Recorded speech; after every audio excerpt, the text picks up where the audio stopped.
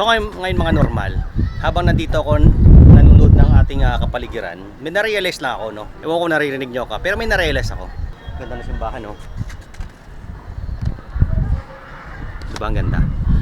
Speaking of simbahan, hirap na siguro si God sa paggawa ng tao, no? Kasi sa sobrang daming population,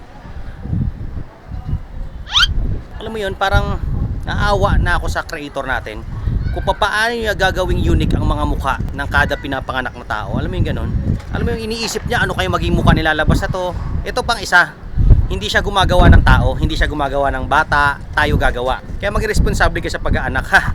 Siya ang magdodrawing ng mukha, tapos tayo lang yung gagawa. O di ba, pakaswerte nyo naman. Ang dami natin. Paano niya ginagawang unique kada, alam mo yung kadidetalye ng mukha natin? Di ba ang hirap ng ganun? Kaya napapaisip ako minsan, may mga tao magkakamukha. Pansinin nyo, may mga magkakamukha na si Jericho Rosales, may kamukha, o di ba? Ang dami na, basta ang dami na magkakamukha, sobrang dami na talaga natin. Kaya hirapan talaga sila mag-drawing. Pangalawa, ito pa isang na-realize ko. Ito pa na-realize ko na isa. Ito pa na-realize ko na isa.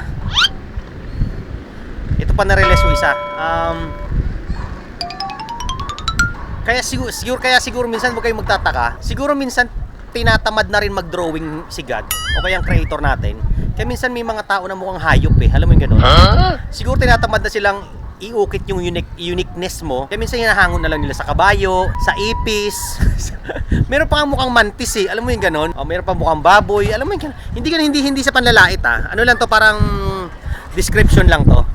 Hindi pa nalait. May mukha talagang hayop. Siguro pag ganun siguro yung scenario, yung mga nangyayari, mag ganun ang mukha, siguro tinatamad na sila mag-drawing. Sa sobrang dami kasing gumagawa ng anak. Huwag kasi kayong inak ng anak. Oh, may mukha pa unggoy eh. Tinatamad na gumawa yung creator natin ng tao.